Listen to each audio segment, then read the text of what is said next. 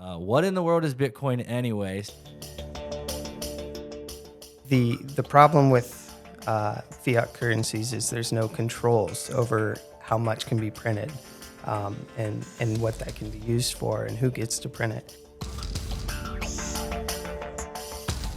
You can find pictures of just money littering the streets just because it's absolutely useless. When you've gone through a currency crisis and you've seen the value of your hard-earned money just completely disappear, like that was the largest exchange at the time. It seemed safe, except for 60% of their coins or something were hacked and stolen, and then all of a sudden they were insolvent, and so nobody had access to their money or bitcoins anymore. The closest we have today would be US dollars. It's what gives all of the horrible people you think of and see on TV all the time who have all these crazy ideas about us eating bugs and whatever else. They get their power from the US dollar. They use it to influence their corrupt partners to do whatever it is they do. All of the terrible things in the world are funded by the US dollar. Cryptocurrency is the alternative to that. It's the one that they don't have any influence over. If there's one thing they wish didn't exist, it is decentralized cryptocurrencies.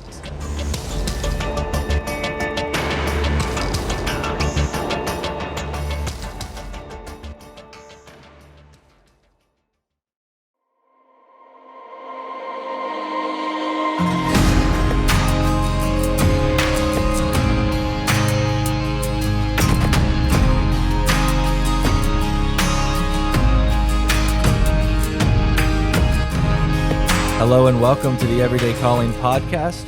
My name is Guy Smith. I'm your host. Welcome to the podcast where we are having conversations with everyday people about what they love to do, what they're called to do, how they discovered this and why it matters to them and why it matters to the world and why it should matter to us today. Today I have an awesome guest. His name is David Burkett. He has been involved in Bitcoin, cryptocurrency since 2013 and is currently still working in the industry. And so, David, welcome to the show. Thanks for having me. It's so good to have you.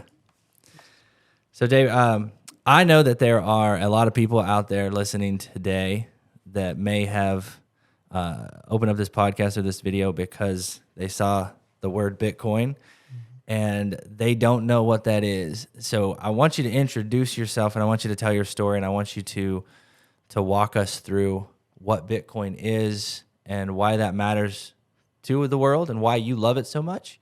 But before we do that, I know that there are some people listening that have this itching question.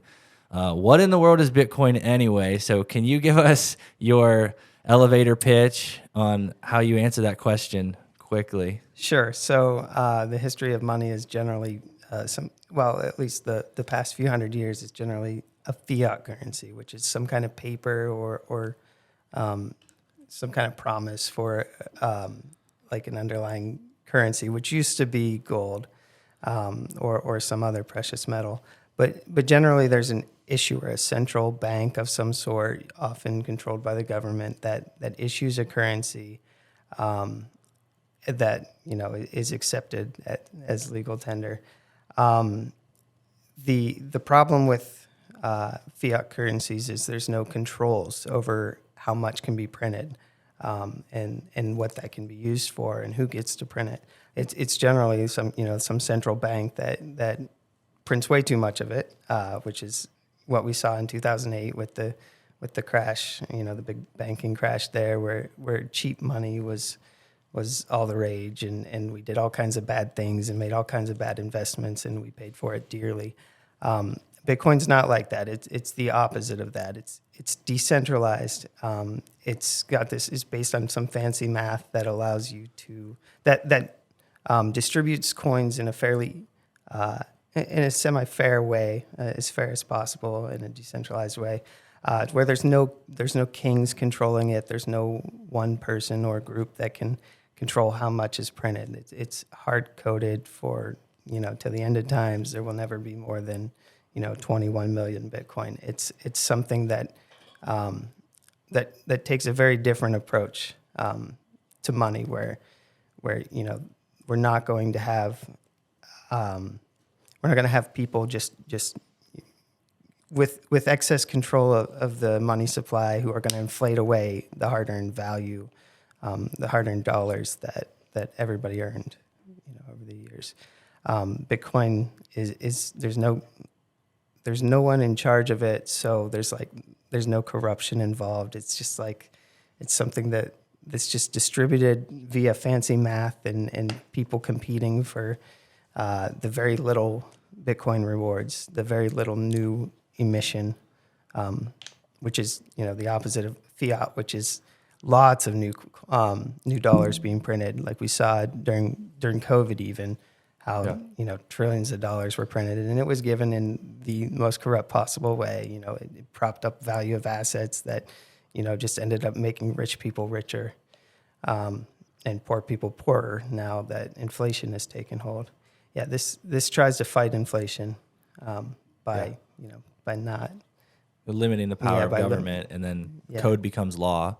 Yep. And so so by having that you're saying there's a 21 million cap on Bitcoins, and so we don't have anyone that can make more, and so that makes it deflationary instead of inflationary. So is it accurate to say, a lot of times people will say Bitcoin is magic internet money? Is that a fair statement or a simple statement? Yes. It is definitely, it seems like magic to someone who doesn't have the knowledge of the cryptography and math. And it's not super crazy tech, but it is to most people a little overwhelming at first glance, and it seems like magic. And it's definitely internet money. It's a way of storing value and transferring value between people, transacting with others. So it's definitely internet money. Okay, so it's not like gold coins that I can go get some and put under my mattress. No, it's all digital. You have a private key. You could put that under your mattress, I guess. It's just like a big long string of random characters that gives you access to some coin on the blockchain. But no, there's nothing physical involved. Okay. I would love to hear you explain to us a little bit more about what is a private key. Talk about the cap of the 21 million. Talk about the 100 million satoshis that make up each Bitcoin.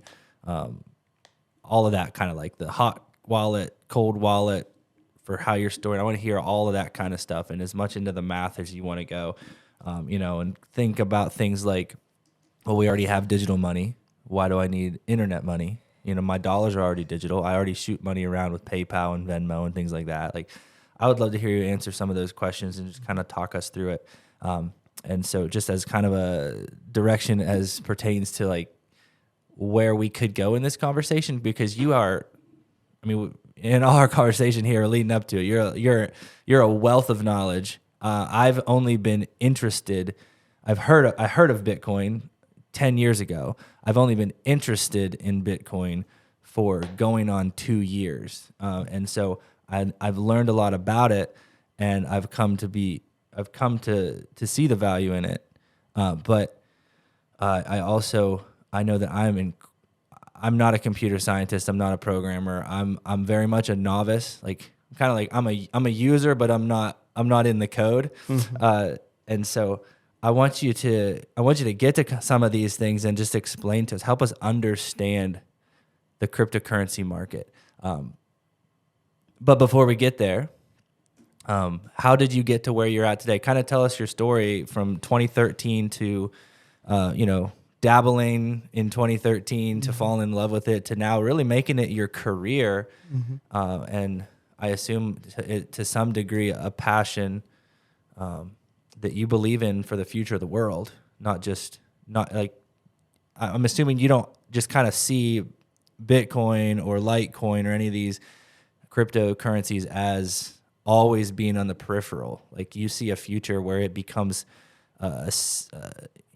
something central that impacts the world every single day. And so why don't you kind of tell us your crypto story? Yeah. So I graduated from high school in 2008. And it's pretty much the worst possible time to graduate because the whole financial world was falling apart. Yeah, actually, that's actually when I graduated college in '07.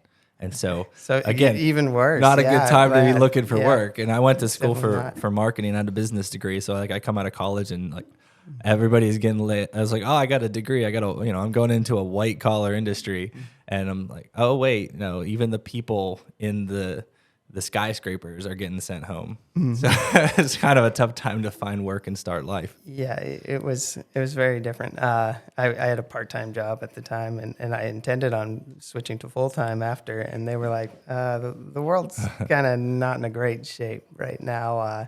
You might want to look into college. So I did. I went to college. Okay. I went to IUP for 4 years, 3.5 years. I got a computer science degree there.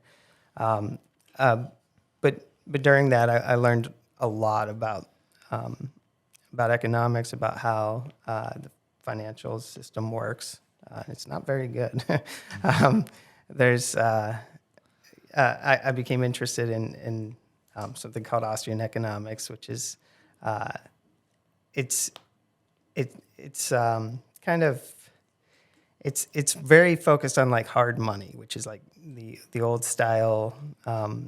The physical coins, the precious metals, and it kind of points out like one of the main focuses is the like boom bust cycle that we always see like every 8 or 10 years. We have a bad recession. It comes from the fact that money can be so easily printed. It creates cheap credit that results in a bunch of bad investments that eventually come crumbling down. In a cyclical pattern, which is, we saw 2008 was sort of the bust of that.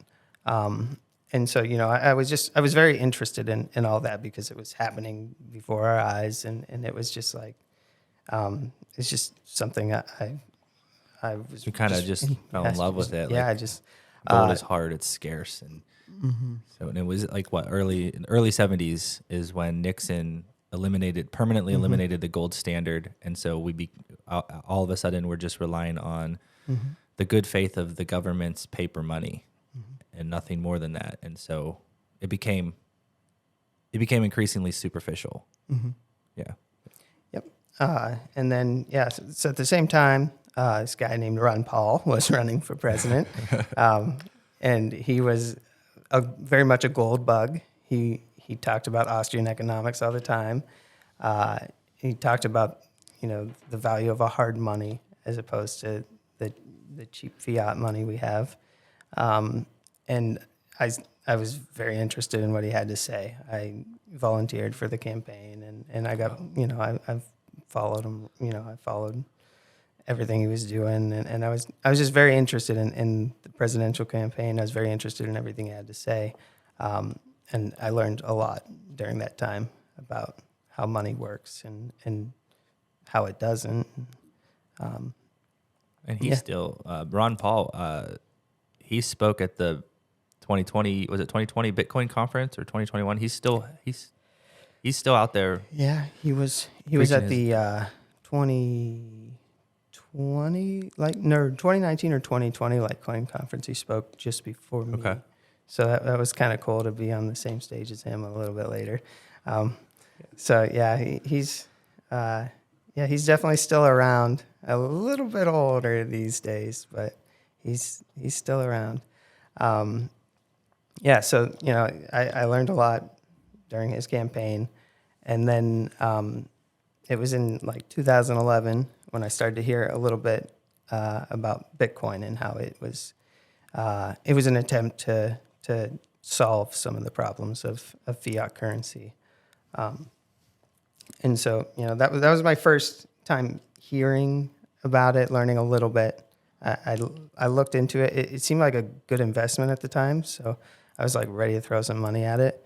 But it was actually really hard to invest back then. It was hard to buy it at the time. There were very few exchanges, and they were very shady. So like Mt. Gox. Yeah, that was the big one. I almost invested. If I was going to invest, it would have been through them. And I was looking into it, and I almost did.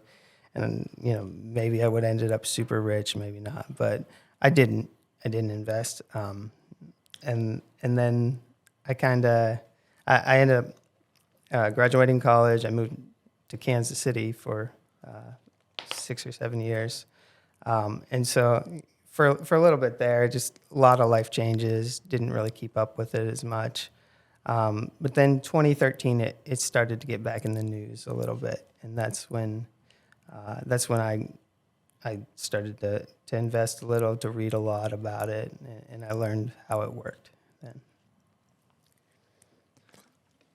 And then from there, it was more just a hobby that kind of interested me on the side for the next probably 3 years. I told people about it. I tried to get others interested, but Evangelize the world. yeah. But aside from a little bit of that, I didn't have any direct involvement.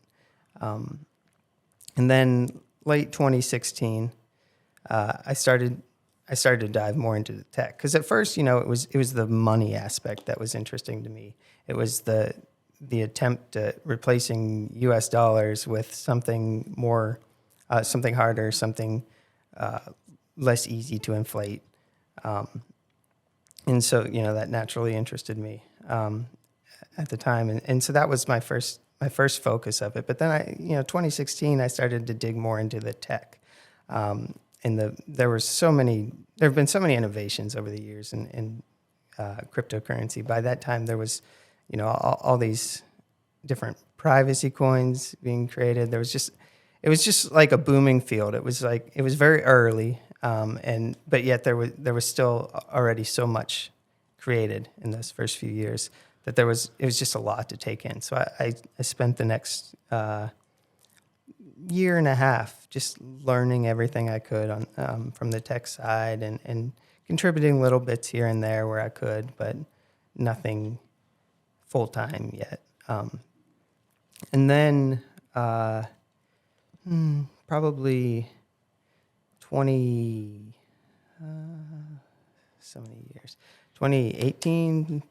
late 2018, early 2019. No, it had been 2018.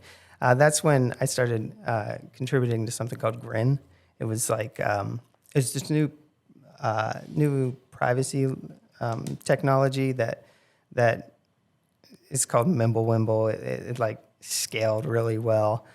So one of the big problems with Bitcoin is being decentralized. You have to there's a lot of data that you have to share with everyone, and so everyone who wants to verify the blockchain has to download all these old transactions, and there's a lot of storage involved, a lot of computation. I actually have one of those in my house. I probably shouldn't say that publicly. What's that? The Bitcoin node. Oh, the node is fine. You don't have any wallets there, though, so don't bother. No, I don't. Yeah, no. Definitely not. Definitely not. But yeah, you can have a node anywhere. That's fine. Yeah. Yeah.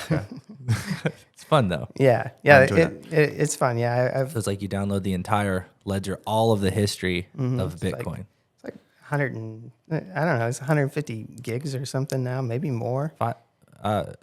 It's about 500 on mine, because I got a 2 terabyte hard drive, and it was recommended 1, and because it's half of that.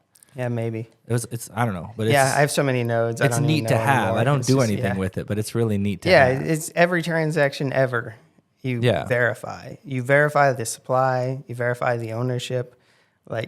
It's all based on some fancy crypto math that proves that these coins were, the right owner has them. There's only so many of them, and all these consensus rules were followed throughout all of history. Since Genesis in 2008 was when it started, or early 2009. Mimblewimble was a way of, you can delete 2/3 of the history with Mimblewimble. After you spend a coin, you don't need to know the history of it, but you can still verify that the coins, you can still verify the supply is what it's supposed to be, and that the right people own the coins, and that historically all the rules were followed, even though you don't have all the history like you do Bitcoin. It was just it was a really neat a really neat improvement over the protocol. And so there was this coin called Grin that was being launched that was built solely on this Mimblewimble to prove that the tech worked. And I built like the most widely used node and wallet for that. So that was like my big, entry into. Big entry. Yeah. I've seen Grin. It's still out there, right? Yeah, Grin++. If you've ever heard of that, that's Okay. That's what I built. So Okay. that's what most users use these days that still use Grin. Grin's a lot smaller than it was. It was a pretty big thing for a short period, but it still exists, and most users they use Grin++, which is something I created. And then, from there, Charlie Lee, the creator of Litecoin. Litecoin is like the oldest altcoin that still exists. What's an altcoin? What's an that mean? altcoin is any coin that's kind of like built on similar technology as Bitcoin, but it's not Bitcoin. It doesn't share. It's a different coin that does something very similar. It's An alternative coin. an alternative. And so, coin, so it's any coin that's not Bitcoin because Basically. Bitcoin is king. Bitcoin was first. Yep. And Bitcoin holds It's the gold standard. the gold standard. Yeah, and so this was actually called the silver to Bitcoin's gold, was Litecoin, and it was created in 2011 by Charlie Lee, and it's still around, still one of the top coins. But in 2018, or I guess 2019, all these years, they're just kind of all go together. So sorry if I get any of those wrong. But 2019-ish, I saw he was looking for a developer he was talking about adding some kind of confidential transactions to Litecoin. Confidential transactions, all they mean by that is the amounts would be hidden. Usually with Bitcoin transactions, you have like an amount of coins transparently encoded into it, and then like an address that you send them to. Well, this would just hide the amount. It obscures it in a way that you can still verify the total supply, but you don't know how much each individual address actually owns. All you know is the total supply. So he was looking at doing something along those lines, and I reached out to him. I was like, hey, let's do Mimblewimble. We've proven it works on Grin. Litecoin's huge. It'd be great for them to have some kind of privacy layer, and this scales really well, so we don't have a lot of the problems with some of the other privacy coins. Like Monero takes even longer to sync than Bitcoin if for a similar amount of transactions. It's like 20 times as much. Monero is another altcoin, but it's a super private altcoin. Yep. Right. Yep. It's very privacy focused, but it's not very scalable. The transactions are huge, and so downloading and verifying that blockchain takes a long time. Okay. Well, this solves a lot of those problems by not having to have all the history. And so I reached out to him and I was like, let's do this. And so he did. And so he hired me on, and for the next 2.5 years, that was my focus. That was, this was all just like side job, but it was like a part-time little gig. But I built what was called MWEB. It stood for Mimblewimble Extension Block. It was they had their Litecoin that was very much like Bitcoin. You had transparent amounts being sent between addresses that were also transparent. And so you didn't have a lot of privacy with the transactions, but then there was this extension block we added, which is kind of like, it's like an additional set of transactions in each block. And blockchains are built on blocks of transactions, and we can talk about that later. But like this Mimblewimble extension block was added, and it took 2.5 years, but we finally went live. I think it was April or May of this year. Is when it went live, and so now the hundreds of thousands or millions of Litecoin users out there have access to basic privacy that they didn't have before. They can move their coins using something called MWEB that will completely obscure the amounts, and it will hide the addresses. So you don't have like a big problem right now is if you buy a cup of coffee with Bitcoin, you may only, you'll create a transaction for that $8 or $12 these days or whatever it costs. But then you can, like each transaction, you get the change sent back to you. It's like if you take a $100 bill and you buy something for $12 and you get 88 dollars back in change. The same thing happens on the blockchain where you'll see a $12 output or 0.1001 Bitcoin, whatever. But then you also see in that same transaction the change going back to you. And a lot of times you can see like how much a person actually has in their wallet just by a simple little purchase. So if they're carrying everything around in $1 million bill or something, and they buy their coffee with it, and then they get the change back, and it's 999 or 999,000 or whatever. Like you see the value, the actual balance of their wallets a lot of times. That's if you're transacting on Bitcoin Core, right, as opposed to Bitcoin Lightning, a layer like that, right? And so you're saying like everybody can see it as a public ledger if you follow, like if you bring up the transaction on the ledger. It's not like your software wallet is going to display that, but you could go in and see it. Yeah, all the data is public. So even though it's maybe not face up for everyone, all the transactions are public for Bitcoin, and so you can go analyze. You can see where all the coins move. So if you have this huge, like this transaction sends a ton of money to this one address, and then all of a sudden I pay you from that address, then even if I'm only buying something small, that I own all of the coins that were sent to that address. So it's like you can very easily figure out at least a minimum balance of a wallet from someone you transact with.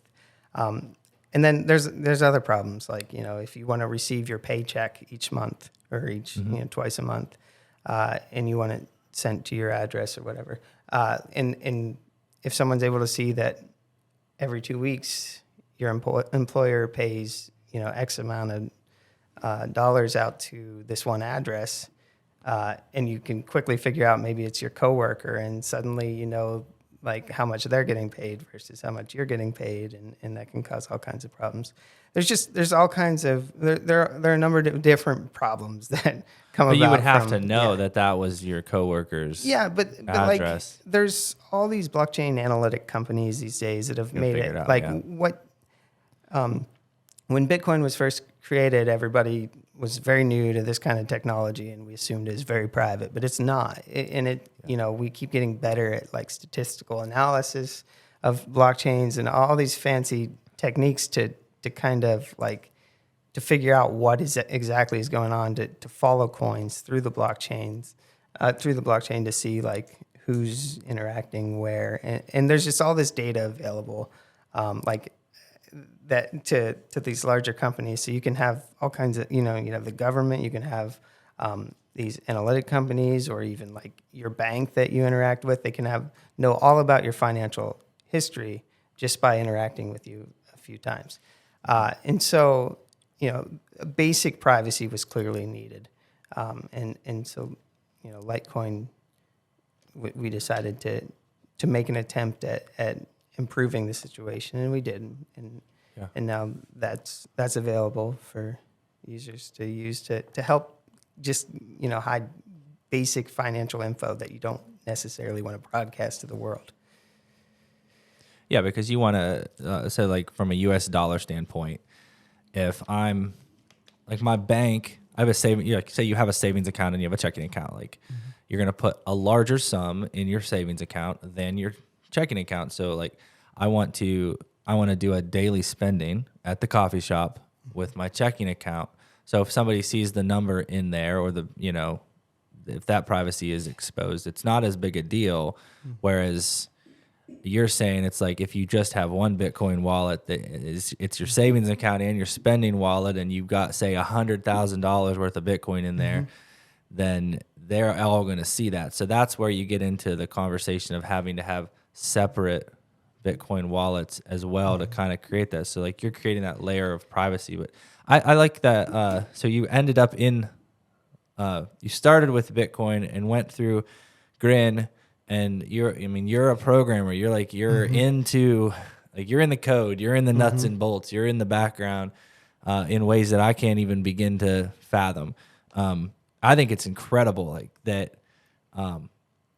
When I found out that you actually worked for Charlie Lee at Litecoin for 2.5 years, and I know to a non-Bitcoiner, it's like, or a non-crypto person, it's like, what does that mean? I don't know who Charlie Lee is. I don't know what's a Litecoin. That's all. That's not making sense. But for me, as a novice getting into this, I saw that, I heard that, I thought that was really awesome, that you got to be a part of that, and so you understand the differences really well, the importance of privacy, and then the differences between Litecoin and Bitcoin, and so I think to most people listening to this, but I mean I could be wrong on this, but I think we're all more of the same than what we realize. But I sometimes you never know. But like I see for years, you see like mostly this would be overseas, not in America, because cryptocurrency seems to be gaining traction more in, say, third world countries, and this goes back to Ron Paul actually too. But like a lot of times you'll see stands, like a fruit stand in a third world country, or you'll see a Bitcoin ATM somewhere. And we've got Bitcoin ATMs right here where we live in Punxsutawney. You know, I've dabbled, messed around with this, but like you always see Bitcoin and Litecoin are always kind of like the two most popular ones that are there.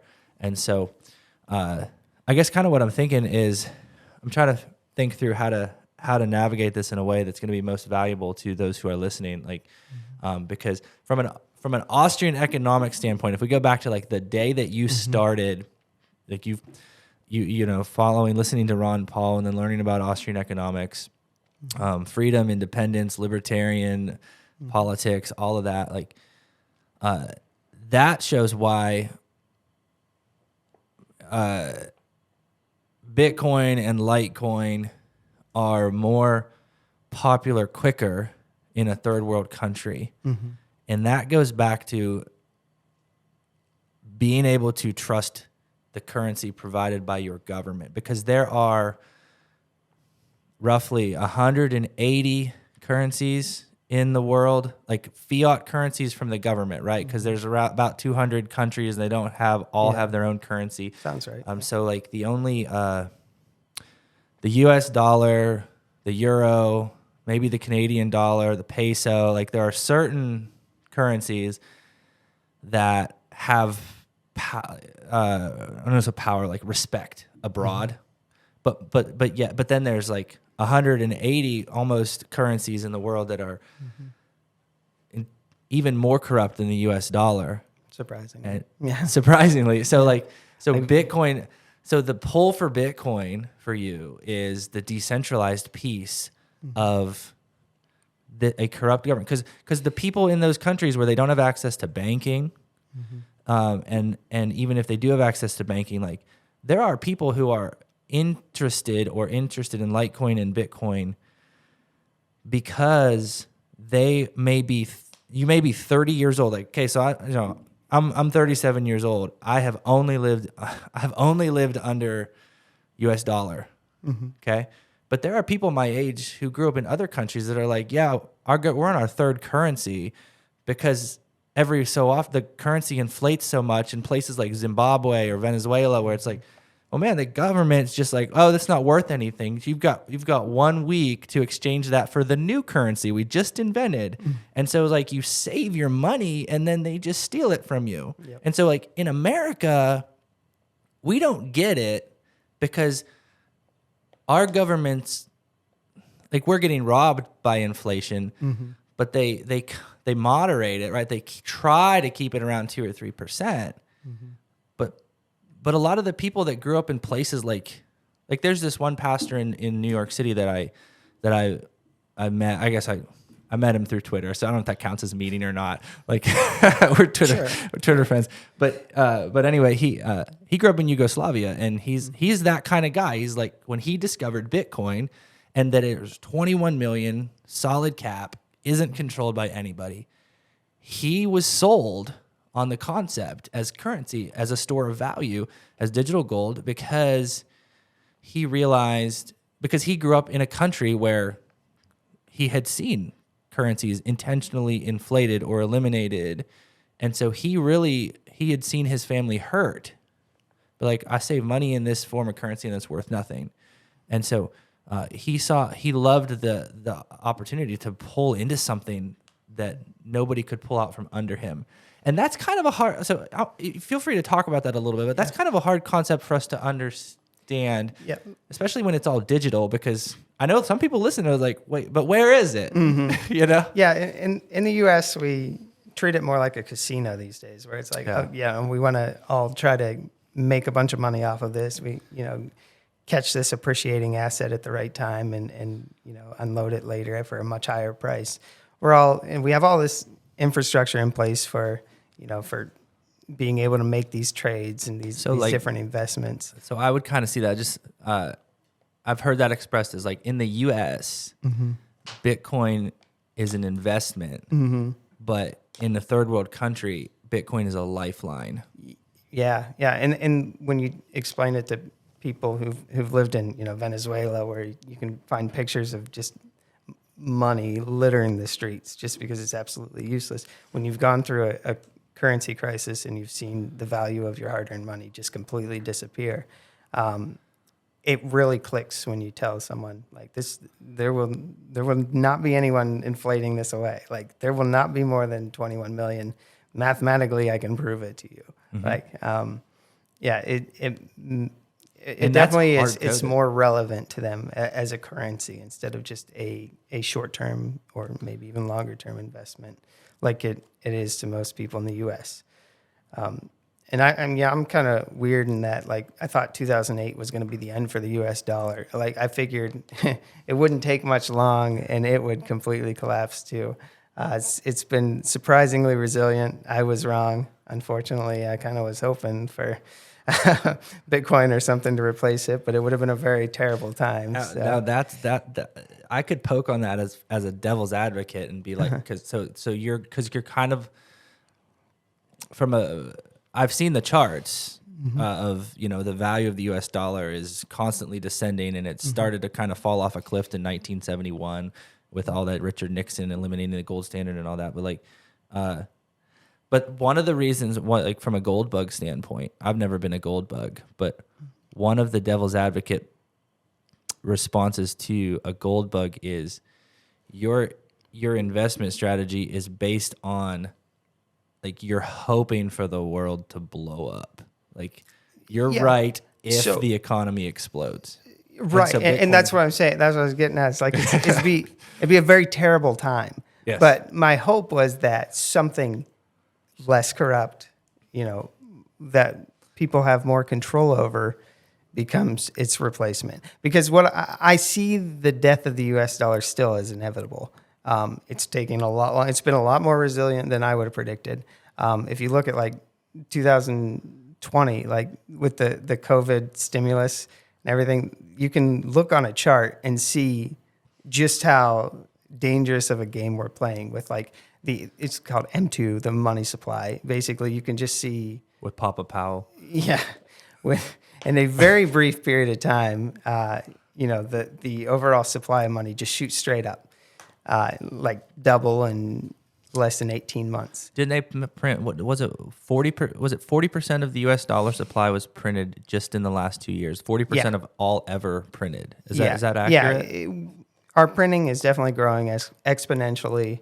It started, it started back in the 90s is when it was kind of like early 2000s. We started the .com bubble, and then like 2008 was like the result of way too long with way too low, way too cheap credits, like way too much printing, basically, because we had all these artificially inflated housing prices and all these crazy unsustainable booms in certain places that eventually came tumbling down.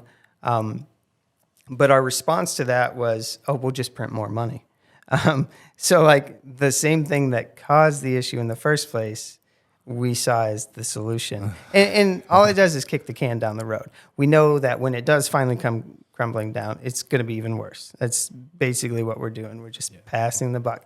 And so like 2020, we see the money supply completely shoot up, and it had been growing quite fast already. And then to just see it completely, like, just exponentially shoot up again. it's pretty scary. And I was shocked how long it took for inflation to occur, but it eventually did, because the economy kind of slowed for a while, so we didn't see it right away. But then once it started to pick back up, you see the prices everywhere of everything rising very quickly, and we're paying for that, for the printing that occurred 2 years ago, and it's just like it's a delayed effect, and a lot of this stuff has this delayed effect. But the more it's delayed, it's actually the worse it gets. Like when bubbles do finally pop. Like right now, our solution has been to just keep reinflating them, but that only works for so long. I don't know. I no longer make predictions. I don't know how long it's going to last, but I do know that there's going to come a time where we can't just reinflate the bubble. Like things are going to crash, and we're not going to be able to recover from it. And so my hope is, after that terrible time, and we do get through all that, my hope is something like Bitcoin is what comes out on the other side as a sustainable replacement for this corrupt fiat system. So Bitcoin is the solution to money, but governments are not just going to roll over and say, you know what, because money is kind of, so how does Bitcoin become the currency chosen by everyone in the United States without war? Like, how's it? This is not going to be a pretty transition. No, and so there's a lot of tools the government has, even short of physical violence. Although everything comes down to physical violence, you eventually you get arrested, and if you resist, that's physical violence, right? Yeah. There's all kinds of tools they have at their disposal. They can, require taxes paid in U.S. dollars or whatever their currency of choice is at that time. Rubles. So yeah, so Rubles. Right. So there's they have a lot of influence over the currency we use, obviously. So it's not something that they would just take lying down. They would just they would fight back at any chance. But I mean, if the U.S. dollar is like, printing money is how we pay for government. It's not taxes. It's printing money.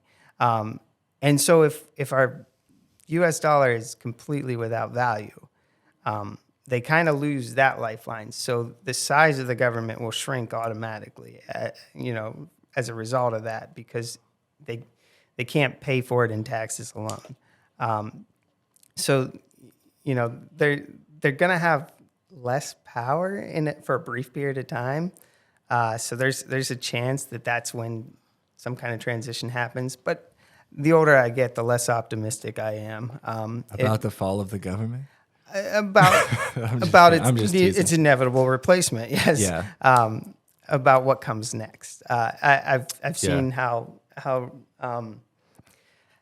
much corruption there really is in the world, and just how hard it is to fight back against that, because it's just, the world is a very strange place. It's dominated by some of the worst people, and those people all, it's like a gang. Those people always have a way of coming out on top.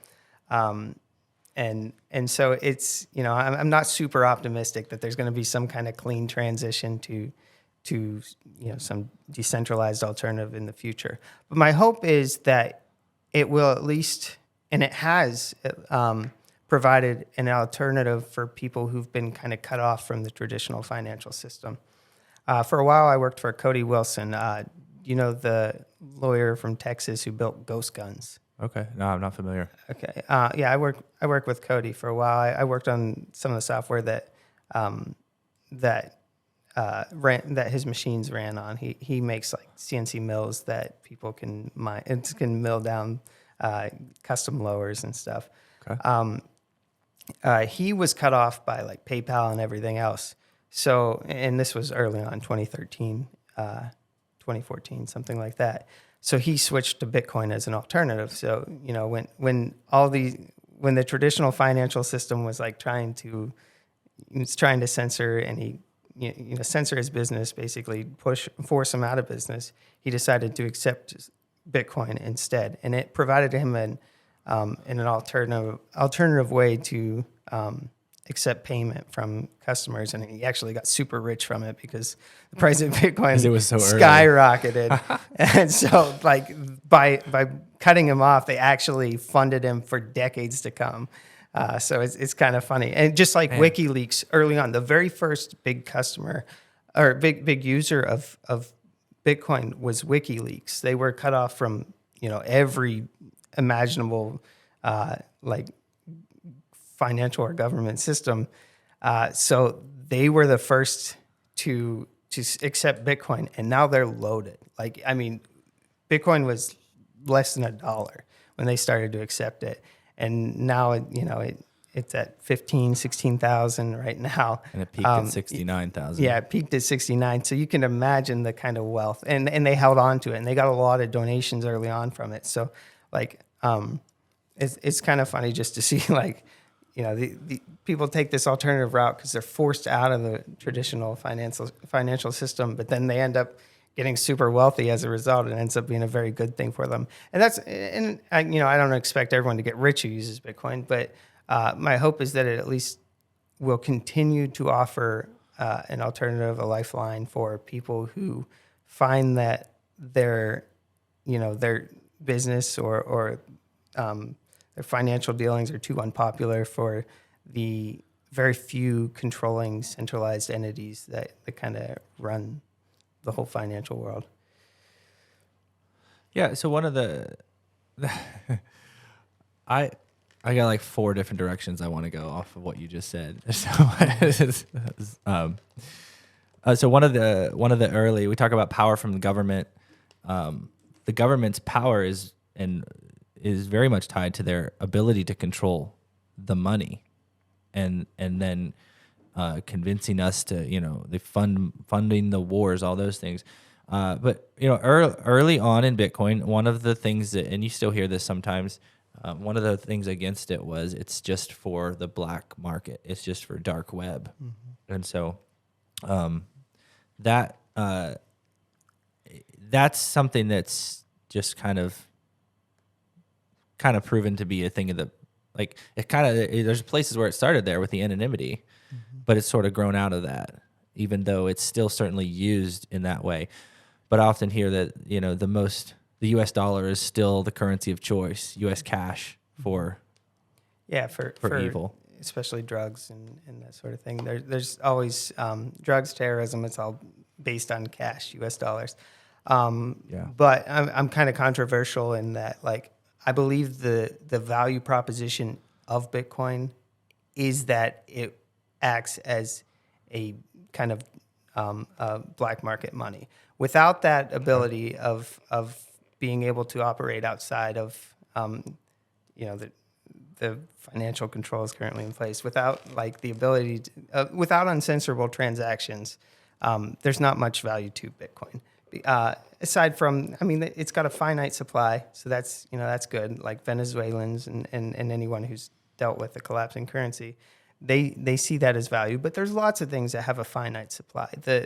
To me, the big value proposition of Bitcoin is that no matter what, it can still, no matter what like laws exist or whatever attacks are placed against Bitcoin, it can still function as a financial alternative to existing systems. It can always allow people to transfer value in an uncensorable way without any kind of intermediary. There's no need to go get approval from anyone. I can always transact with you using Bitcoin, no matter who tries to stop us. So like that's what the true value of Bitcoin is. So like even though I see a future where like today where it's not completely banned, or it's openly accepted at various merchants, that's the best case scenario. But the fact that I think the big value of it is that if for some reason it became a target of government laws or whatever, or new regulations where like we tried to shut it down, where we tried to ban it, its true value comes from the fact that it will still function just fine. There will still be a new block every roughly 10 minutes. There will still be transactions getting confirmed. You can still move value from one person to another. And so, yeah, like even though most transactions aren't on the black market these days, there's no Silk Road Silk Road was an early merchant that, facilitated all kinds of drug and purchases or drug transactions and anything horrible and terrible that you can think of. Fault. Right. That wasn't Ross's fault. He was just a libertarian that just made a site. Yep. Nothing wrong with that. But there are all kinds of terrible people on there transacting, buying terrible things. But that was one of the early uses of it. But that kind of stuff, very minimal these days because one is not private enough. Even with like MWeb, my enhancement to Litecoin, you still like it. There's enough analytical companies out there. We've learned enough that we can still track things down with decent probability to usually trace coins to certain people. So it doesn't. Most coins don't function very well as a completely private, like black market type money. I would love to improve that, like not because I want to increase drug purchases online, but because I think, like I said, its value comes from its ability to serve as a black market money. And so part of that is being able to use it anonymously whenever possible. I think I heard Elon Musk say that one time when answering that same similar kind of question. He said if it one way that Bitcoin proves that it can be money is that it works on the black market first. Mm-hmm. Like it has to because it has to be outside of government control. And like so let's kind of this has been a great conversation about some of the overarching philosophies, if you will, on in the economics and things like that. Can you walk us through? Kind of go back to grassroots or foundation. Can you actually walk us through how it works in terms of from who created it, when they created it, what is Bitcoin mining, how was it developed, how wallets work, things like that, and address and I know a lot of this, but I don't know all the technical. So just kind of give us kind of an overview because one of the things that I love about Bitcoin is I can self-custody in an app on my phone and I get a private key of 24 seed phrases, 12 or 24 seed word phrase, and I can keep that as my private key. And then I just use my public key, and I can have Bitcoin stored on my phone, but it's not actually on my phone. Mm-hmm. It's still on the ledger somewhere up in the internet. Yeah, it's not really stored anywhere. It's an address, but it's in my. Yeah. So like when you say Bitcoin ledger, I picture a 3D spreadsheet in the sky, and whenever I get a key, I get a private key to my mailbox that only I have, but then I give a public key so I can send it and people can send to me. But I love that I can, and as long as I have an internet connection, I can send Bitcoin from a software wallet on my phone to anybody in the world that has an internet connection and a Bitcoin wallet, and they will have that transaction in 10 to 30 minutes. On average. Everything's statistical. And nobody knows but us unless you look at the ledger, right? So like I don't need permission from PayPal. The government can't get mad at me and shut it down because I can just do it. And they agree that it's not like, so I love like how that works. So can you just kind of walk us through some of those things? Yeah. Because I could talk about it a whole bunch, but you're the guest. Yeah, there's a lot to take in, but it starts with so a blockchain is literally a chain of blocks. You have the very first block called the Genesis block, and everyone knows about that block when they download everyone's software wallet. It knows about that block. And from there, it can just ask everyone else for like newer blocks, because each new block points to the previous one. So, it's like you add a bunch of transactions to a block, and then that becomes the latest, the tip of the blockchain. It's the latest block out there. And then as new transactions, and we'll talk about what a transaction So the is. blockchain is kind of more like It's a just- time chain, like it's stacking up. And so like you would say, it's not necessarily time. It's because it's all statistical. Not it a could for be sure time. 10 minutes. It could be 5. It could be. so 50. I've seen, I don't know if other people see this, but I've seen people have these on Bitcoin Twitter. These guys have babies, and when they announce their babies, they say they're 750,000 blocks high. Oh, so yeah, it does. It functions as sort of a marker in time. That's kind of what I'm getting at with yeah, that. It makes yeah, sense. but I mean, not a very precise one, Right. but it does. It does Not like operate. inches. Yeah, it's definitely sequential. Okay. There's not like every block is built on the block before, and those blocks consist of transactions, and I'll explain those in a little. But each new block comes with an additional reward, and this reward is decreasing. It started with the very first blocks were 50 Bitcoin was given to the miner of that block, and every 4 years that decreases. So it's 25, then 12 and a half, and now you're getting 6 and a quarter for each block that you mine. And so like when there's a new block added to the chain, then everybody starts working on the next one. All miners start working on the next one. What's a and miner? what miners do is they take the transactions, and when you want to transact, you just create your transaction, which we can explain how that works later. But you're saying, I own these coins and I want to move them to this address here, and you can prove it using your private key. But just think of a transaction as a movement of coins from one address to another for now. And so when you create this transaction, you broadcast it. You tell everyone you know about, like all the other connected wallets and nodes, about this transaction, and they tell all the connected nodes about the transaction. And so everybody's transactions just get broadcast as soon as you make To them. the nodes. And the nodes is like a verification system of sorts. Yeah, the nodes will verify blocks, and they'll verify transactions that are in their, it's called memory pool, but you don't, Okay. like they keep track of transactions that have not made it in a block yet. Those are considered unconfirmed. You can't trust those. Those transactions could be thrown away. They could be forgotten. Don't ever trust those. But they keep a collection of transactions that have not made it into a block yet, and they can add those to a block that they locally work on. And then there's this puzzle that they kind of have to solve that's based off of the previous block. And everybody who's mining is kind of racing to solve that puzzle. And it's completely random. Like, I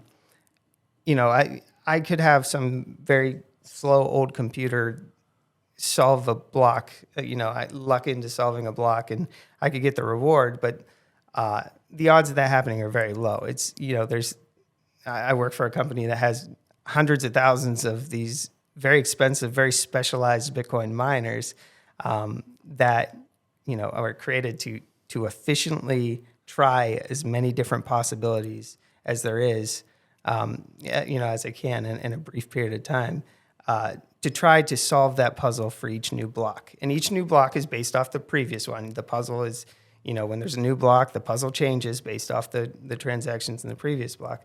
But it's just, like when there's a new block out there, everybody's just racing and trying to mine the next block. And if you're successful, you get to take the reward. You can send it to an address that you know the private key of. So that's kind of how like a blockchain is created. And over time, like based off the previous like few hundred blocks or a few thousand blocks, like the difficulty of that puzzle can adjust. So if all of a sudden like it was just a few people mining Bitcoin, and then all of a sudden there's 100,000 new miners join because we see the huge potential of it. So the blocks will actually become closer together for a brief period of time, where they'll be every 2 or 3 minutes or every 5 minutes or something. But then like over time, the difficulty increases based on how long it took to solve the previous ones. And everybody agrees on the algorithm for how to do that. They all agree, like, if it's less than this amount, if it's less than this time average on the last few thousand blocks, then we will increase the difficulty by this much. This is all like coded into Bitcoin. This is how it works. They all run the same algorithm. But yeah, the difficulty of the puzzle just adjusts based on how many people are mining, so that it works out to where, on average, every block is about 10 minutes, from the previous one. You can have a couple come in right away, just because pure luck.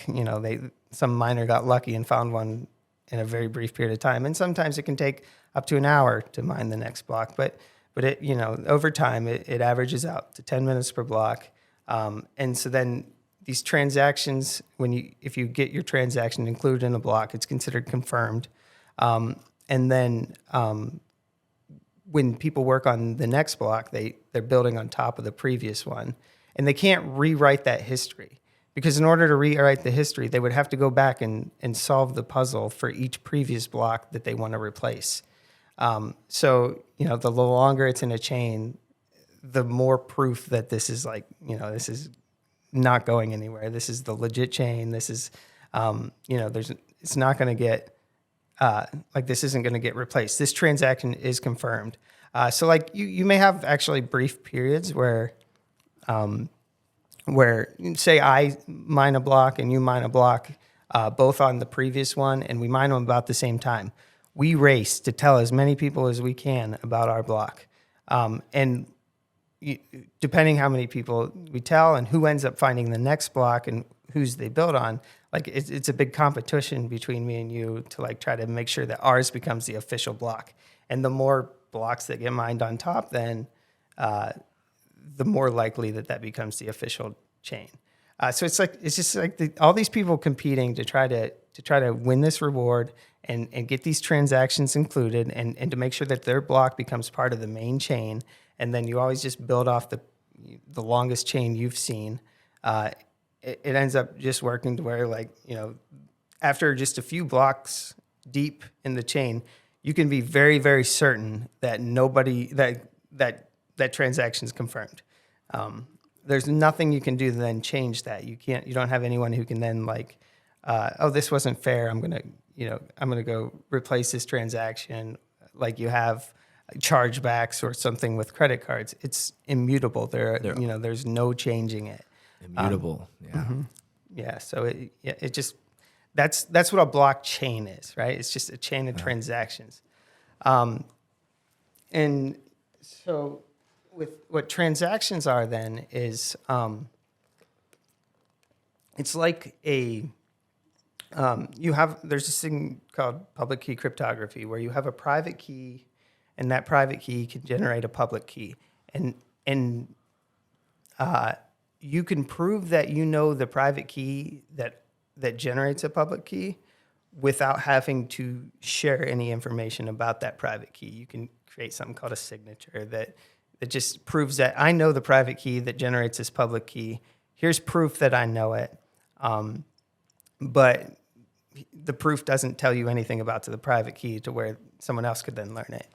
It's very, very statistically unlikely that anyone would stumble across a private key that matches a previous Bitcoin address, because there's 2 to the 256 of them, a ridiculous number. That would take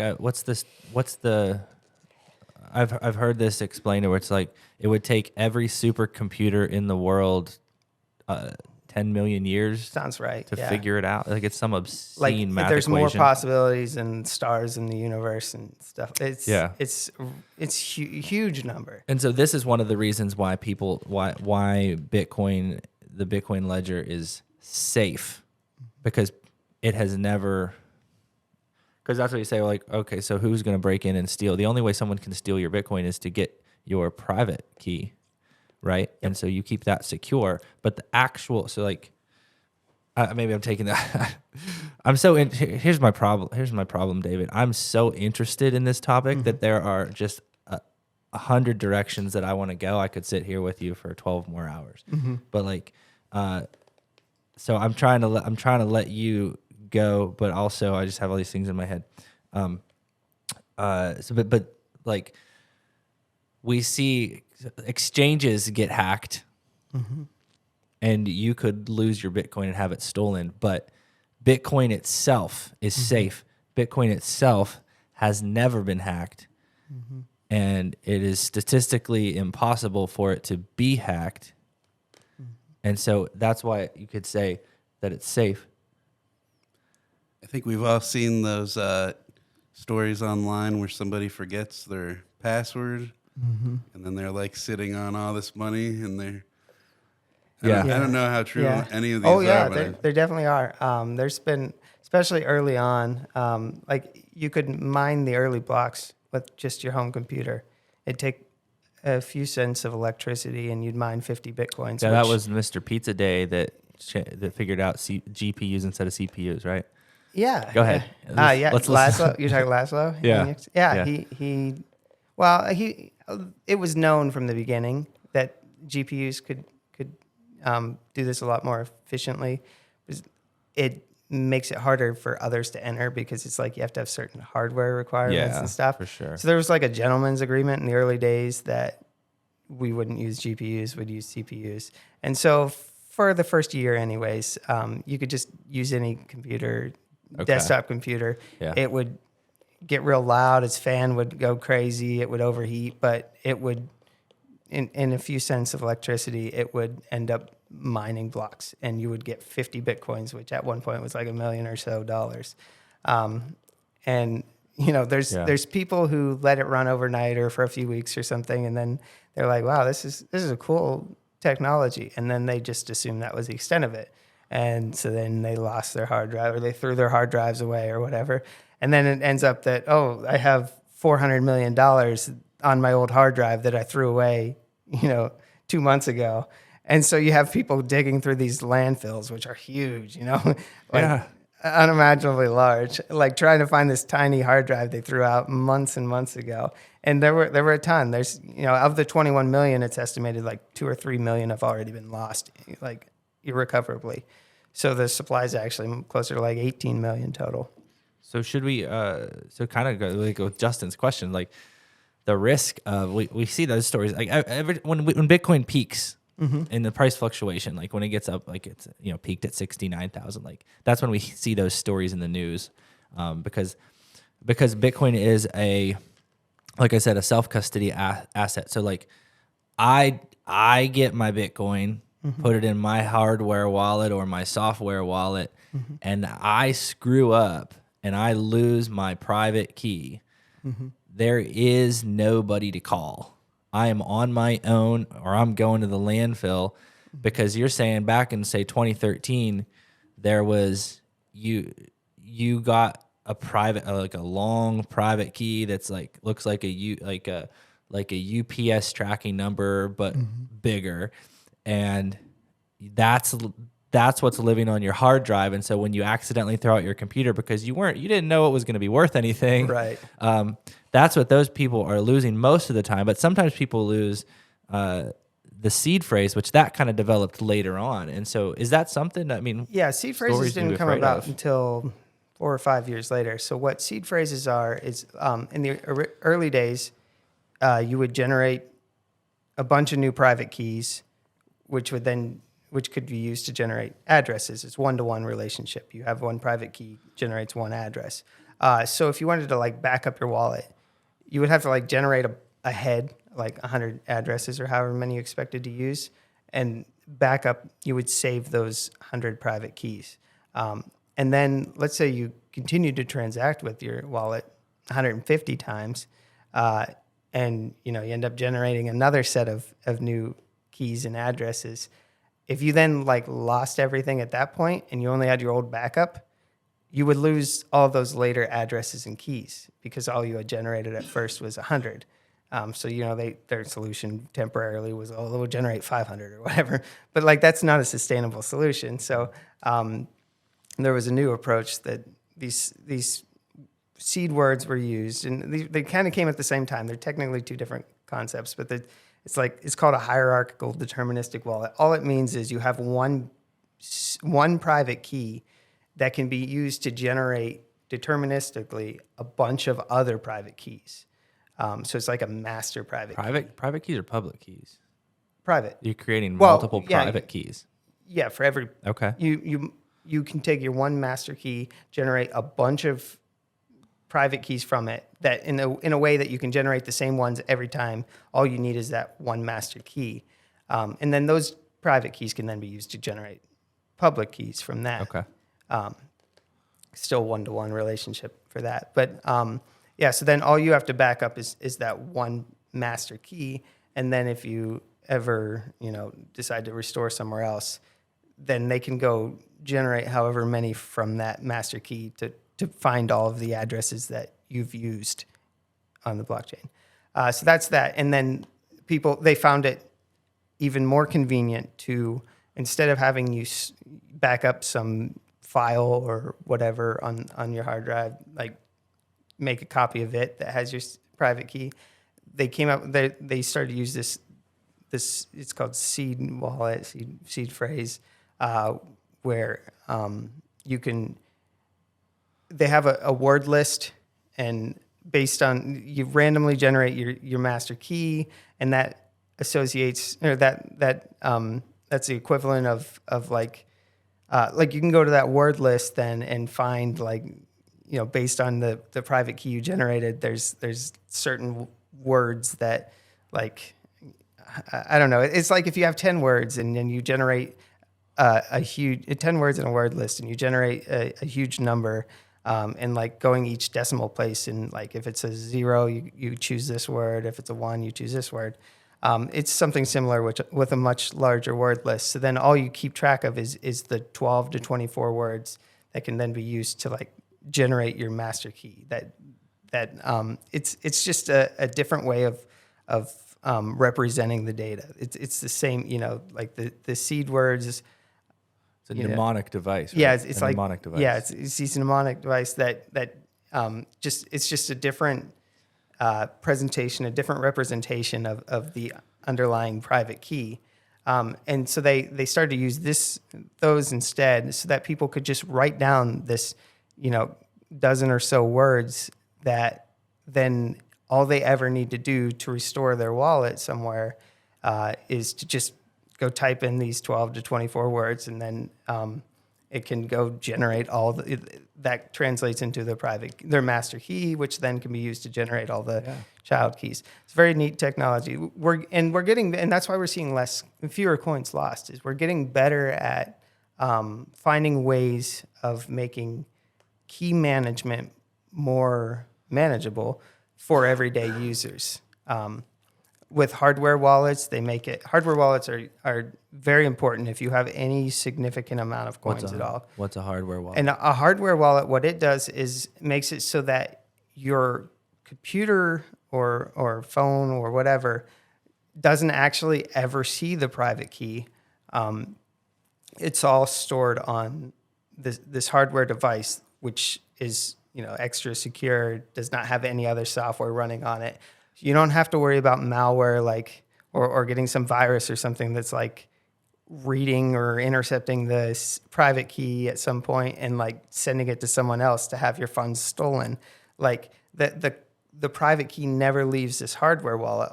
All you do is you create the transaction in your software wallet, and you just give it to your hardware wallet, which signs it. It's the one that proves that they are the owner of that coin.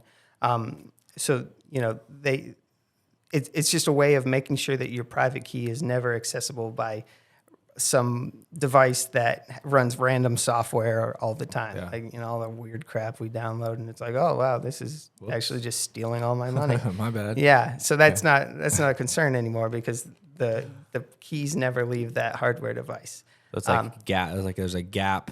Yeah. There's like an air gap of sorts between your device and the computer. And so, like, say you take a Ledger or a Trezor hardware wallet, this is kind of two examples, and then it happens on the device, so the computer doesn't know, so the internet doesn't know, so it can't be stolen. And then I take that and I write that down, and so like that's my secret key. So here's how the best description I've ever had for like the difference between a public and a private key Mm-hmm. is a U.S. mailbox. If you so here's so my private key, which would be represented by my mnemonic device that you're talking about, is the key to the back of the mailbox.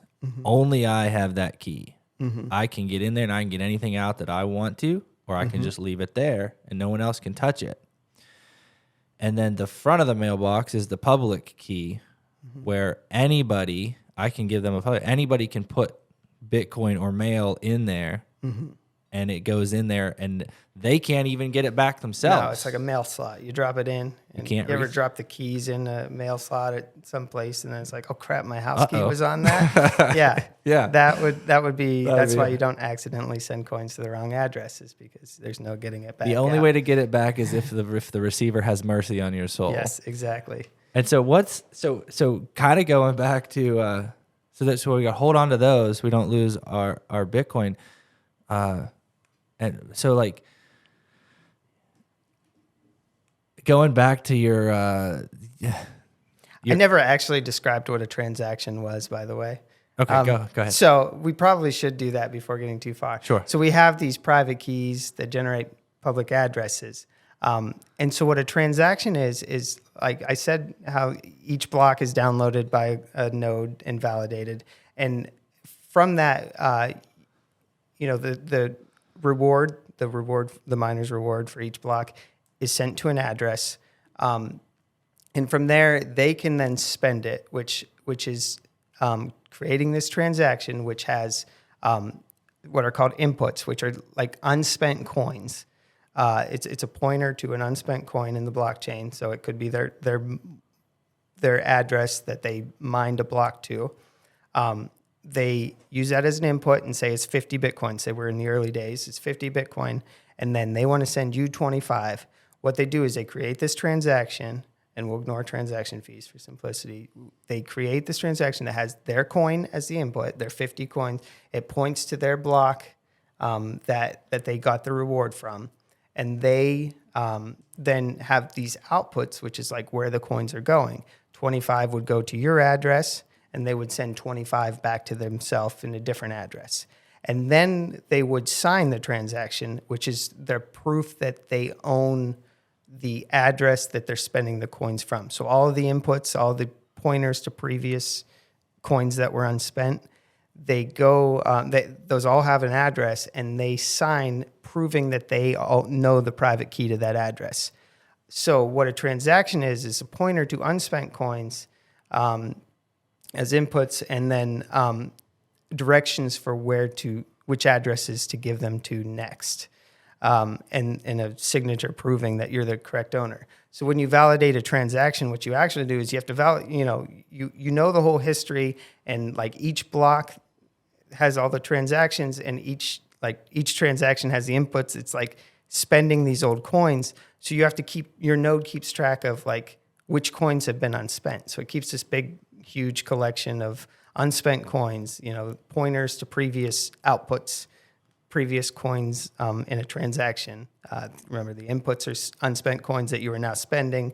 Outputs are where you're spending them to. It's a pointer to an output that hasn't yet been spent. So like your node is keeping track of all of the unspent coins, and with each block, it updates that list. So any coins that were in there, it makes sure that all the transactions in the block, all their inputs are in the unspent coins list.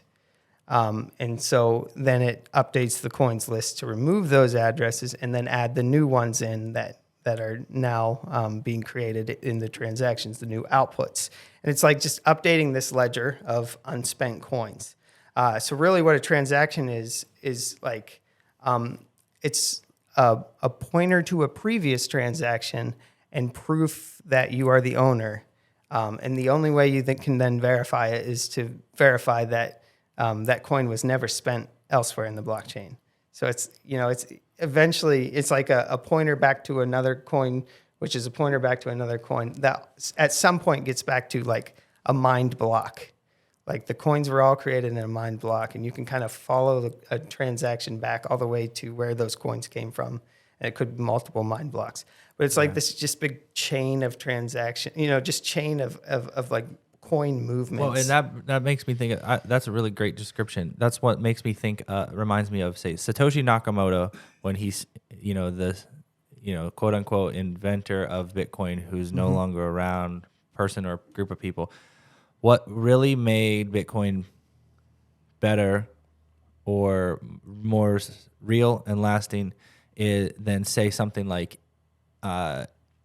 digital gold or e-cash stuff previously that people tried to make as internet money is in the cryptography world. He solved what they called the double spend problem. And so one of the reasons I remember this from when Bitcoin first came out, like one of the things that makes people not trust Bitcoin or afraid of Bitcoin is everything that I do on my computer with a control C, control V, I can copy paste it. And so why can't I just do that with Bitcoin? Like, why is it?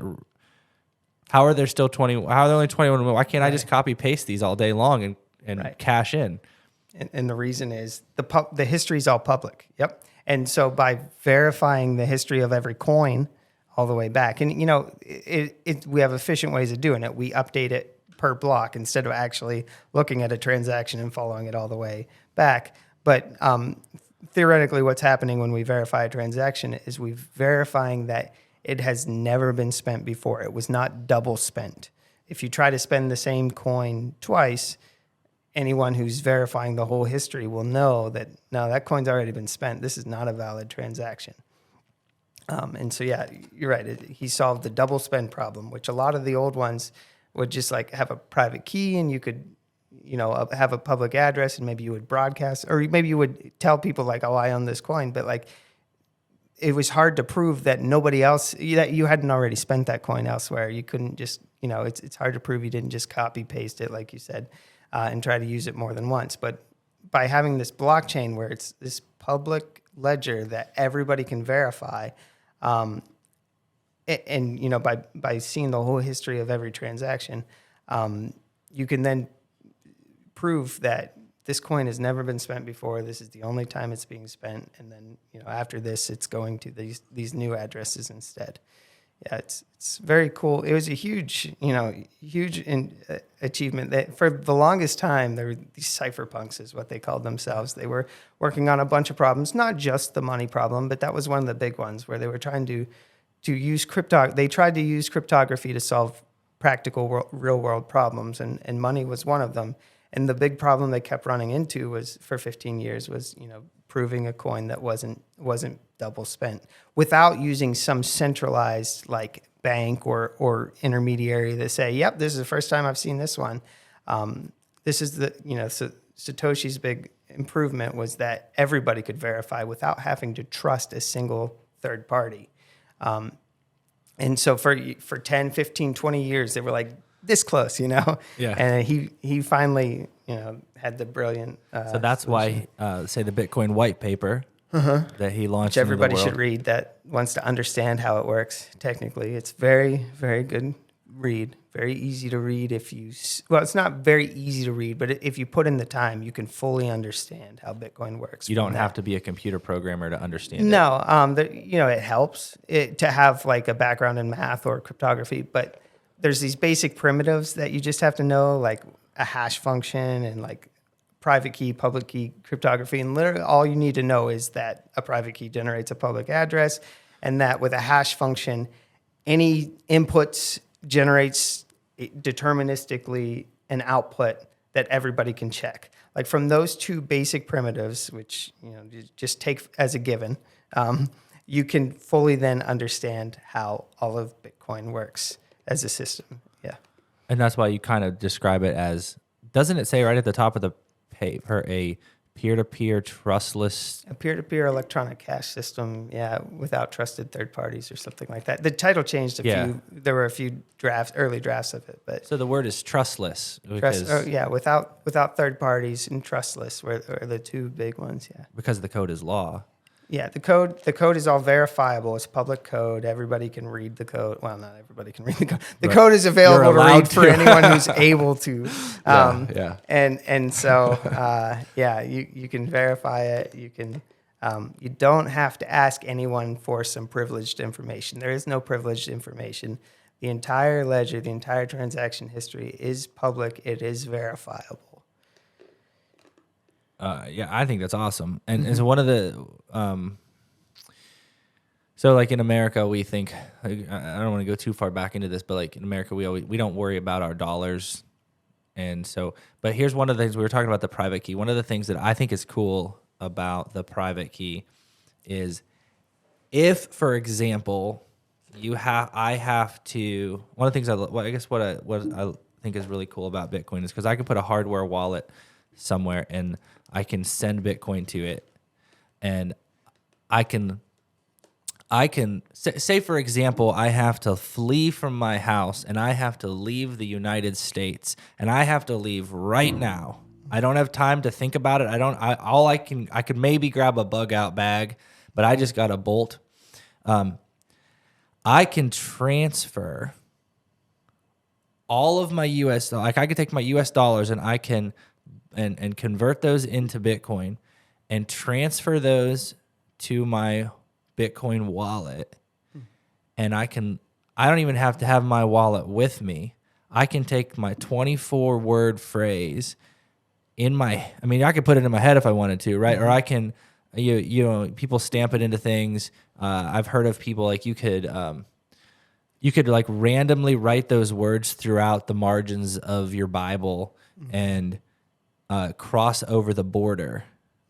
And when I get to the other side, to another country, to a freer place, if you will, or wherever I'm going, with just those words and an internet connection, I can re-access all of that money, and I can rebuild my life in this new location. So it's like, but I could imagine the hoops I'd have to jump through if I was doing that with US dollars. I mean, the bank, Wells Fargo, is going to be like, wait a second, you're trying to move more than $10,000? How dare you?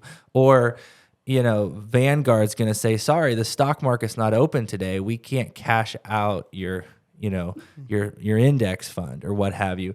Or PayPal's going to say, I don't know if I agree with the mission of your nonprofit, so you can't send this money today, right? And so there's all these things that are built into the politics that come into it, the archaic systems of like ACH transfers and even credit cards and debit cards. Like they're coming along, but they're still kind of archaic in that compared to Bitcoin. And even I think everybody learned about the SWIFT system when the Russia-Ukraine war kind of started. Like that SWIFT became. I always think it's incredible. To me, it's incredible that like the way that you can send money around the world, wires and things like that. But Bitcoin is more modern than that because it all lives on the internet. So as long as the internet exists, I will be able to access my Bitcoin by using just my 24-word seed phrase. I can get my money, and then I can send value to you through the internet. I think Elon Musk even sent a Bitcoin node up into space with SpaceX at one point. So it's like Dogecoin node, but yeah, maybe it might have been a Dogecoin node too. And so I just and that's one of the big questions that people have. Like if I'm talking to a friend, so this is what I'm kind of trying to think about and this is where I think I may be struggling. I don't want to do a disservice to those who are listening because I know enough that we're taking it maybe philosophical a little bit too much. But if I'm talking to somebody about Bitcoin, one of the questions that inevitably comes up, or if I say magic internet money or it lives on the internet, one of the questions I always get is, well, what happens if the internet goes away? So there's actually this company called Blockstream. They have a satellite network that you can use like a regular dish, or they have a special dish you can use that the Bitcoin blockchain is broadcast via that. Every block is broadcast from it. You can sync from it, so that places that there's various places where protests break out and tyrannical governments will cut the internet for a period of time. And that we've seen that a lot over the past few China, years. every couple of years, China has their China own bans wall Bitcoin, right? Yeah, it's pretty silly at this point, but yeah, it's kind of tradition that as soon as Bitcoin hits a decent price, they go and ban It's it. tradition. Yeah. Can the U.S. ban Bitcoin? Sure. Yeah, you can. What would happen? You can ban interaction with exchanges. So the exchanges, the big problem of like the big weakness in the uncensorability here is getting into Bitcoin from U.S. dollars.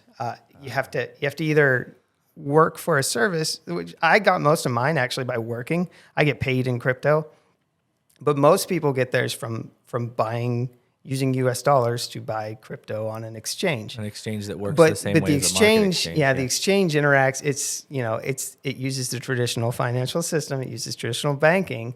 So you have to use your ACH deposits to get there. And so if they ban Bitcoin, they can ban those exchanges, and then all of a sudden you have no way of easily buying large amounts of Bitcoin or selling large amounts of Bitcoin if you ever want to go back to U.S. dollars. This might be a side question, but this is probably an easy question for you. But Coinbase, an example, or an exchange that operates in crypto, and I use my U.S. dollars to buy Bitcoin. What do they do necessarily with my U.S. dollars? Like, where's it go? Coinbase? Yeah, what are they doing with it? Are they also converting it to Bitcoin and then sending the money off to their... So when you know what I mean? Coinbase, you can deposit, they keep an account. It's sort of like a bank account where if you deposit US dollars into it, they keep an equivalent number of US dollars in your bank account. And that part's even actually FDIC insured for Coinbase, which they're one of the rare ones. But, you can think of it as a bank. But then it's also like this built-in stock market type thing where you can anyone who has Bitcoin on the exchange, because your account can have either U.S. dollars, it can have Bitcoin or whatever currency, cryptocurrency out there. Anyone who decides at the current rate, I would like to sell X amount of Bitcoin, and then buyers can then use the U.S. dollars that they have in their bank account like thing on Coinbase to purchase those, and then their account will be credited that number of Bitcoin and debited that number of U.S. dollars. So it's just a marketplace for exchanging different currency types. So yeah, as far as what Coinbase does, theoretically they just keep it they're a bank. They just store it in an account, and the way they're different from a bank in that they don't have to do fractional reserve meaning keeping a small amount of money and then lending most of it to make profit from loan fees and things like that. Instead, they make their money from fees on exchanges. So if I'm buying Bitcoin using US dollars, they'll take a small fraction of that. And that's kind of how they fund their operations. Okay. Just, a 1% or 2% or whatever of each transaction. And so then they're theoretically supposed to keep full backing. They don't lend out any of your money. It's supposed to be available in that account at all times. Okay. That's how exchanges work.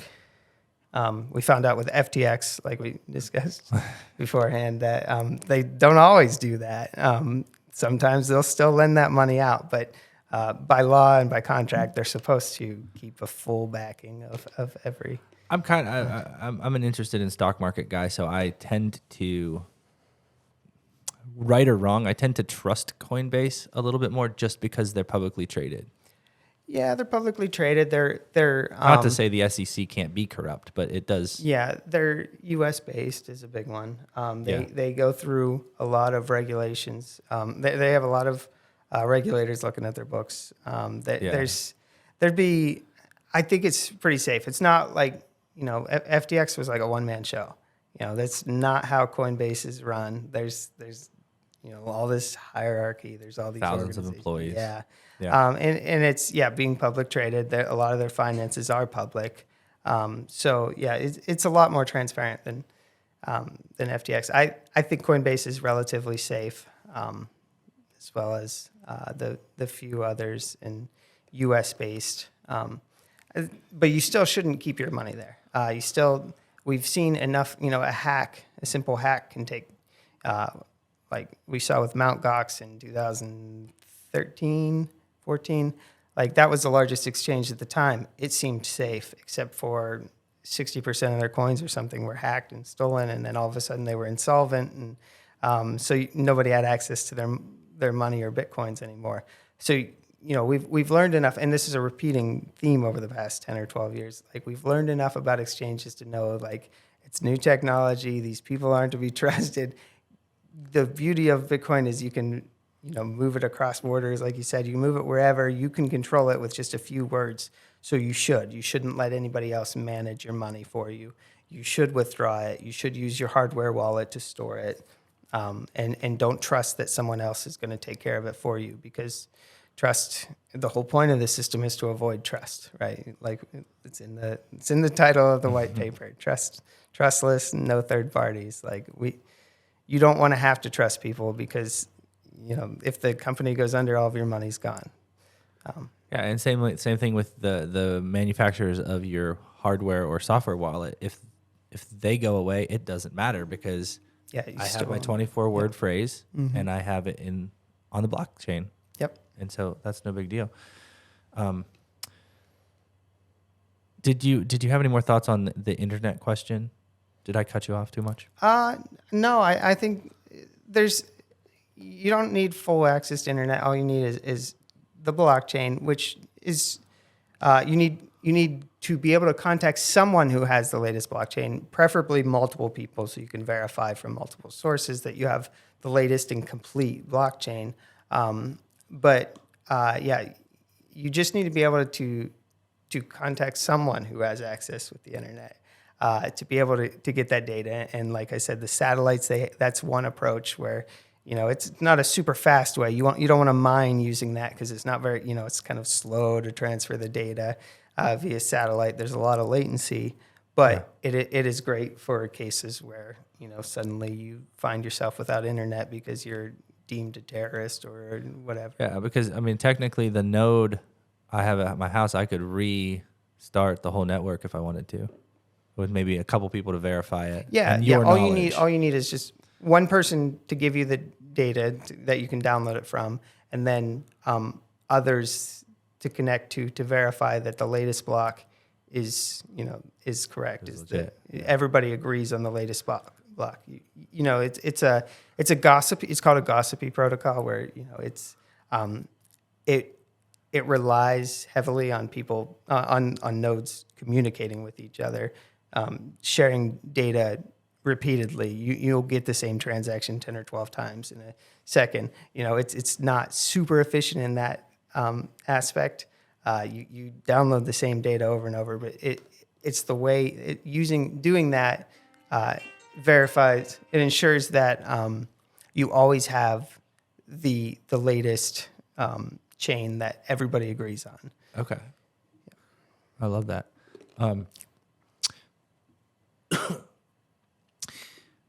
I have a few more thoughts and questions that I'd like to ask you, but I want to be also respectful. Are you good to keep going? I have a lot of messages. Give me 1 second. I think I am, but okay. I just want to verify nothing bad happened. Okay, so while you're doing that, here's kind of the direction where I'm thinking about. I want to give you a chance to talk about a very. I'm good. Justin, you good too? Okay. Buzzword media. Again, like with the internet question, when people want to talk about, when I bring up Bitcoin to somebody, the media loves to say Bitcoin is bad for the environment. Tell me why that's nothing but FUD. All right. Fear, uncertainty, and doubt. So Bitcoin is bad for the environment. Okay. All right. All right. But so is, anything that uses carbon, it can be anything that uses carbon. Yeah, it can be seen as bad for the environment. So like the cars to drive to work, to the many thousands or millions of banks in the world. You mentioned it's a legacy system, and it is. Think of how much user interactions involved between sending money from one person to another, how long it takes. It takes days upon days to transfer. And how many hands and businesses it goes and there's through. so much, Office floors. there's so much overhead involved there. And all of those people are, doing something. All of them are consuming carbon to get there. There's a whole lot of hidden waste in the existing financial system that this promises to replace at least a large portion of it. Bitcoin mining itself is fairly wasteful, but it's an increasing percentage of Bitcoin mining power is coming from renewable resources. It's actually pushing it. A lot of innovation is coming from the fact that we can now directly convert energy into money, which is something we haven't really been able to do in the past. You can, given excess amounts of power, you can make a profit directly from Bitcoin by mining for Bitcoin. So companies have invested a lot into finding more renewable, more efficient ways of generating energy. So you'll see that actually a large percentage of Bitcoin mining energy is from clean energy sources, larger than typical electricity usage from other businesses. But it also it's helping to build a lot stronger a power infrastructure. I know we talked offline a little bit. When Texas had the big freeze back in 2020, was it 2020? I think you're so. right. Yeah. Where thousands upon thousands of people were without power due to a huge increase in demand for heating and for everything else. Bitcoin strengthens the power infrastructure by driving investment into various different power plants, new power plants being built, and better and more efficient power technology. So the company I work for has a ton of facilities throughout the U.S. that use 100 megawatts or more of power, and many of them are right beside brand new power plants that were built specifically for us that are now generating all this additional electricity that in times of high demand where the price of the electricity goes up, we shut our miners down because it's no longer profitable for us. And all that additional energy is now available to cover the demand spike that maybe came from the freeze in Texas or whatever. Yeah. If Texas had more Bitcoin miners before 2020, that crisis wouldn't have happened because it was, the ridiculous price of electricity for that brief period of time would have been more than enough for us to shut down every single miner we had there. And then you'd have all that additional power available to cover the demand.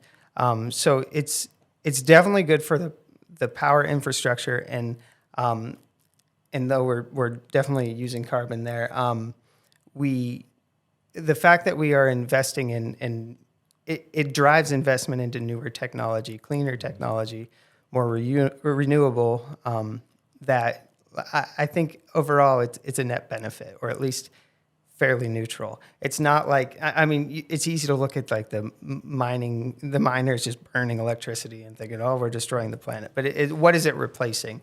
And it's replacing, the existing thousands upon thousands of people driving to work, to their banks to do some mundane task that's automatically handled by the Bitcoin network. It's replacing, it's driving new technology investments into cleaner energy. Just there's a lot of benefits that come from it too. So because they have that's a great description, because they have miners have an incentive to find the cheapest electricity possible. Mm-hmm. And so you're saying, on the news, they might say you're wasting energy, but the reality is you're kind of expressing that the energy companies, mm-hmm. forget about what the talking heads say. Mm-hmm. The energy companies are seeking out Bitcoin mining companies and working with them to build a plant right beside them. So when people bring up the energy conversation, what I always think is everything that happens is using carbon. Everything's using electricity. I mean, imagine all these things that we store in the cloud, like, the Amazon Web Services data centers, the Google data centers. All those things are using energy. So the conversation is not, does Bitcoin use energy and is it burning carbon? That's not the real conversation. The real conversation, and the reason it's a buzzword, is it a useful use of the energy? Exactly. Yeah. That's what it comes down to. And that's, does it provide utility? If it does, then it's not wasting electricity. As long as it provides more utility than resources wasted or damage done, or however you measure, it all comes down to how much utility it's able to provide. And I think it provides a lot of utility.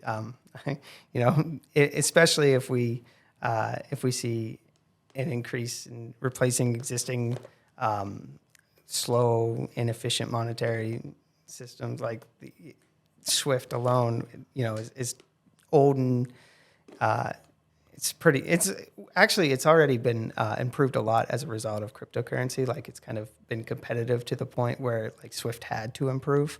But like replacing a lot of the old systems like that with Bitcoin, it's definitely, there's a lot of potential for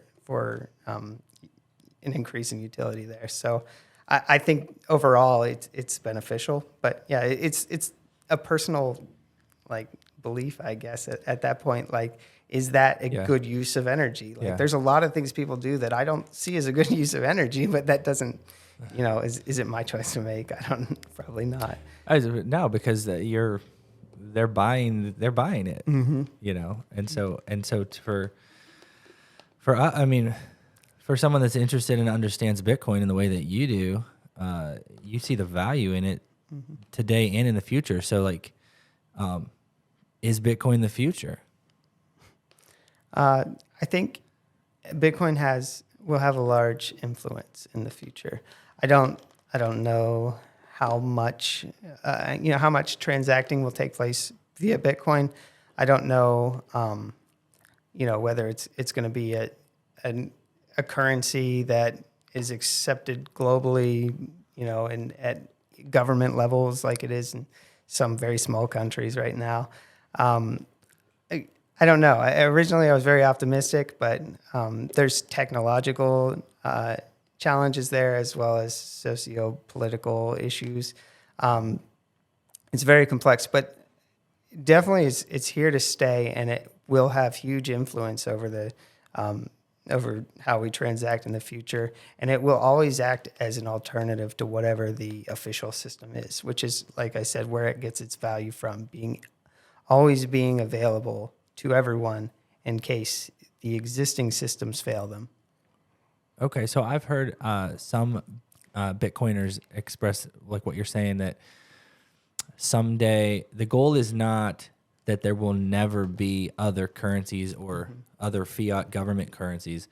The goal, or quote unquote part of the hope, is that maybe someday when you go to the grocery store, you're going to see a price in US dollars and a price in Bitcoin, and the stores will be set up to take both, kind of like the way, say, McDonald's is operating in El Salvador.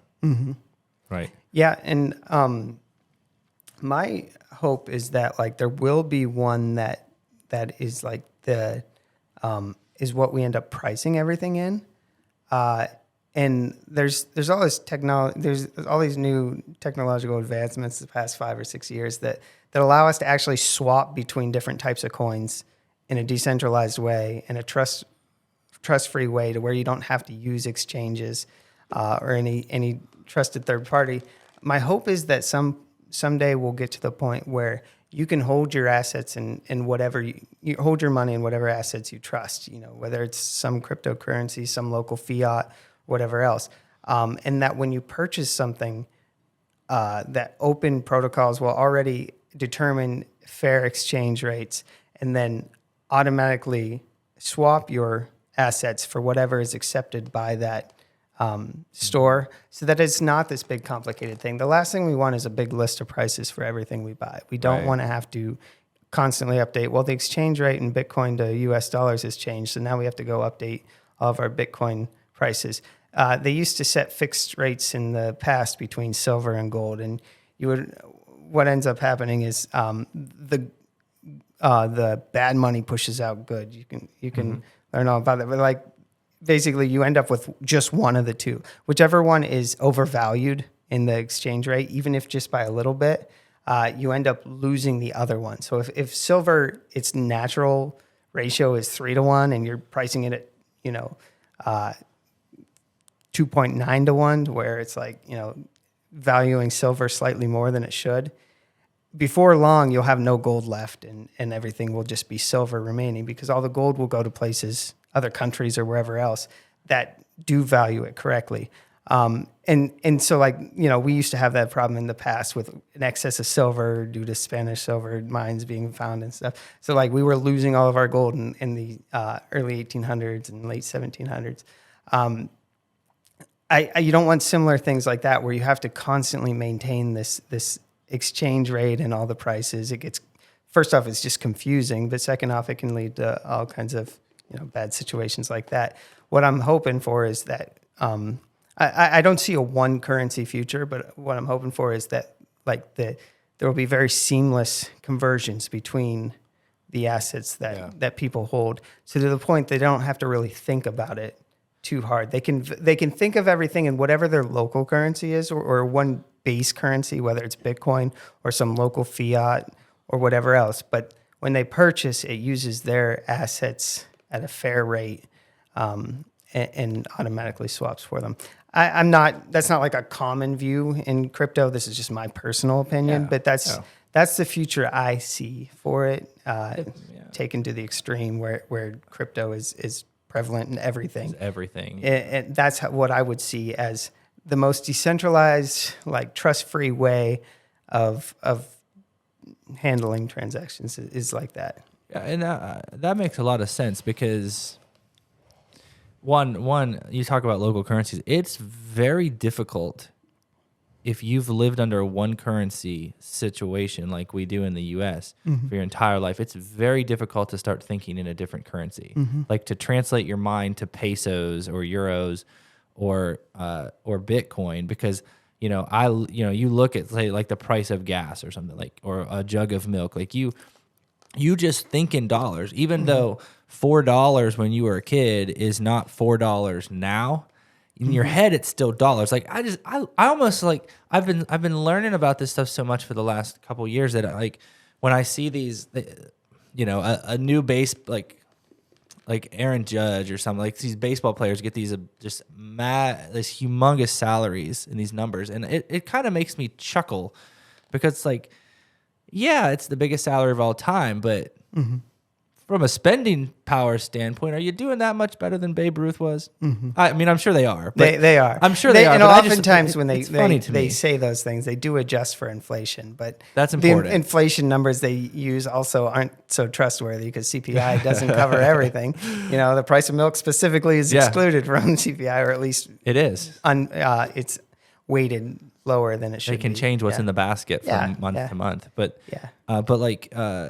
but what you're kind of describing with the price, I think that's cool, and that's kind of what already happens with credit cards and debit cards. Yeah, right. Because Coinbase has a debit card, and you can spend U.S. dollars, or you can spend stable coins, which would be 1-to-1 with the U.S. dollar, or you can spend Bitcoin or Litecoin, and just like with credit cards. So what's a lot of people, I don't do a lot of international travel, but people that do international travel, they like debit cards and credit cards, probably more likely credit cards, because if I go to Europe, I don't really even need to, as long as I have a Visa or a MasterCard debit card and they're accepting it.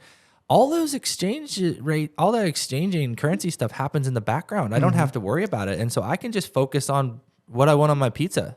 Yeah, and I don't have to find somebody that's overcharging me on a currency exchange at the airport. Yeah, I recently went to Mexico for the first time, and nice. Thanks. When I was there, I didn't even the only pesos I even got was at the end when I was heading home because I was like, here's $20 because my kids will love these, Just collect them. Yeah. Yeah. But that was it. The whole time there, I used a credit card, and it just automatically. I don't know if I was taken advantage of everywhere, but they typed in some ridiculous number in there, and it ended up coming out in U.S. dollars on my credit card, and never had to think about it. So. Yeah, all those people in Wilmington, Delaware, burning carbon to do the transactions for you, they'll take care of it. They'll do it. Yeah, That's what they get paid the big bucks for. Yeah, that's right. Yeah, absolutely. I guess kind of one last thought. You talked about one world currencies. Do you think Bitcoin will be? I don't want to. I've been trying to ask you kind of some questions that people come up with when I talk to them about Bitcoin. If I bring it up, if I decide to kind of evangelize Bitcoin, right? Mm-hmm. From the Christian community, I will hear a phrase like, "I don't want anything to do with the devil's money," mm-hmm. or that's the Antichrist's one world currency, or at least the foundations of the one world currency. And so this idea of a one world currency is very vaguely suggested in Scripture, in the book of Revelation. And so it's tied to the mark of the beast, requiring, a lot of people, a lot of different schools of thought on that. But simple question to you is Bitcoin and or the victorious cryptocurrency going to be what the Antichrist uses to control mankind in end of times? It seems very unlikely. If there were a currency out there that I would see as a one world currency, which is used to influence people in terrible ways, it's got to be the U.S. dollar, Ooh. Right? Because the U.S. dollar is what everything else is based on throughout the world currently. If we are in times and all of the analogies are correct, like if we understand them correctly, then like the closest we have today would be U.S. dollars. It's what gives all of the horrible people you think of and see on TV all the time who have all these crazy ideas about us eating bugs and whatever else, like they get their power from the U.S. dollar. They use it to influence their corrupt partners to do whatever it is they do. All of the terrible things in the world are funded by the U.S. dollar. Cryptocurrency is the alternative to that. It's the one that they don't have any influence over. If there's one thing they wish didn't exist, it is decentralized cryptocurrencies or guns. I don't know, one of those two. Because those give the most power to people Regular who choose people. to resist these one world movements. And so I see it as the complete opposite of that. If there's anything that isn't the one world currency, it would be Bitcoin or decentralized cryptocurrencies. Yeah. And you've got to clarify, because like central bank digital currencies are being discussed now, and those seem pretty horrible. Because that's what's happening. Go ahead and explain that. It's like they're doing that in China. China's already a great doing example. it, and we're already doing all the research on it, and we're starting to pass some regulations and some laws to kind of investigate this stuff. And it's very clear that the powers that be in the U.S. and throughout the world see this as an opportunity to take even more control over everyday people by controlling, first off, by being able to see what everybody transacts on. If you think about like a central bank digital currency is sort of like Bitcoin, except something that gives them ultimate control. You have to register with them. Every transaction, they would know exactly who it's from between who is buying and who is selling. Complete control. And and if look at like Canada with the trucker protest up there, and how like people who were associated with the protest, their bank accounts were getting frozen, and they would lose access to all of their assets, all their funds that they need just to eat, to feed themselves. If you get banned from a central bank digital currency, or if you get cut off for some reason, or if they want to influence control over you, all they have to do is just flip a switch and suddenly you can't use your money. Your money is useless. And that's the level of control that a central bank digital currency would have. And they're all super interested in it right now. You can see that, all the crazy, terrible people are seeing this as an opportunity. And that's pretty scary. So this hopefully will offer an alternative in the horrible situation where that does become dominant. Yeah, I find that to be very scary, and so but to be limited to not be able to buy anything, but even just to be told I'm only allowed to buy food, or you say I'm not allowed to give to this nonprofit or to this church, because the only way to give now is through an app on my phone that is completely controlled by the government, and so. It's like in China where they have the good citizen score because you abide by the rules of the state. And I don't want to be that controlled by the state. I want my freedom. And that's why the roots of Bitcoin lie in like Ron Paul's libertarianism, right? And all that. And so I thought that was a great answer. I appreciate that. I'm probably, so because of the CBDCs, the centralized currencies, and that coming and the elimination of cash and the ability to put a $5 bill in your pocket without the government knowing that I did it. And approving. Yeah. Like knowing and approving of it. Yeah. Knowing and approving of it. Yeah. And so I am, whether it's, I assume that it's going to be Bitcoin out of all the cryptos, but you know it better than I do of like the winning currency. And it doesn't just have to be Bitcoin, but like I said this before we started too, like, I'm not ready to like put a huge stamp of approval on this or anything, but I feel as I study Bitcoin and as I learn more about Austrian economics and libertarian and central currencies, I'm increasingly convinced not just that Bitcoin is not the Antichrist's money, but I'm increasingly convinced that it's actually a lifeboat for believers in the end of times, and for other people, for non-believers too. But because Bitcoin is the option that I have to store my value, long-term, low time preference. It's like it's savings technology for the future, and so I see this as someday. I mean, if you look at like from an end of times perspective, get into Revelation and stuff, it's like, depending on your view of Revelations, and I tend to subscribe more to the view that like when Christ comes back, like it's over, we're going home kind of thing. But like if you have this perspective of,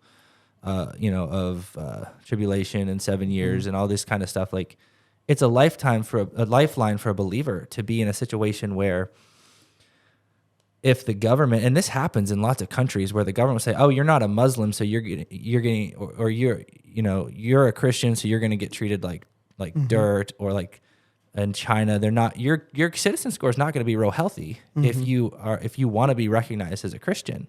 Like it's very much illegal, and so they could say, "Well, you're registered as a Christian, so you're only allowed to buy food, or you're not allowed to do anything," and so. The lifeline is that I can use Bitcoin semi-privately without their control, and nobody can say no to me. And so these kind of cryptocurrencies could be the answer to continue to sustain. So it may be, maybe it's like started on the black market, ends on the Christian black, on the black market, but the whole thing is Bitcoin is black market money. I really do believe that. It works as normal everyday money too, but Bitcoin is black market money, even though that sounds horrible and people assume I'm a terrible person. But that is what its value comes from. It is always, like I said, when I was younger and more naive and optimistic, I saw this as replacing every currency. It's not. It seems increasingly difficult and unlikely. There's too much power holding on to everything else. But what I do see is it becoming, it remaining an alternative for people who need to opt out of the existing system, whether it be some one world currency or whatever else. That it will provide a lifeboat, like you said. It is yeah, the alternative. And that's happening today, like in third world countries where, I mean, I read a story once in, it wasn't Bitcoin magazine. I think it was a Christian magazine of this abused woman by her husband in Afghanistan, and she was making quilts or something like that and trying to save up enough money that she could flee and be okay. And every time she would get a pile of money, her husband would find it and take it away. So she could run, but she didn't have any means. And so she turned to Bitcoin, and she started having people pay her in Bitcoin, and her husband had no idea. And once she saved up enough Bitcoin, she was able to get herself out of a very terrible situation. And so there is a lot of real world utility to it. And so I'm very just very interested in what is going to come, and I really want to be a part of it to some degree. Obviously, not going to sell the family farm and put my entire estate in it, but I am in the game, and just don't invest in anything you don't understand. Well, some things can't be fully understood. Well, yeah, I hear you though. It's good to have a grasp on what you're investing in, because it's easy to be sold on some new buzzword in this space. Absolutely. But the core fundamentals are very good. It's definitely something that's going to be around. Yeah, it's going to be a part of humanity's story for the foreseeable future. So I definitely low time preference savings technology. So, well, David, I could do this for a couple more hours, and maybe someday we will. I greatly appreciate you coming on here and talking to us. If we get a lot of questions, if anybody puts questions in the comments, between David and I, we would be happy to answer those questions. So if you enjoyed today's show, please remember to subscribe, and share it with a friend. Thanks, David. Thanks for having me. Have a great night. You too.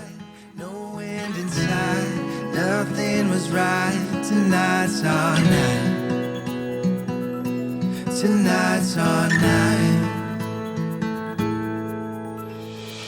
I'll fight for you until this life is over.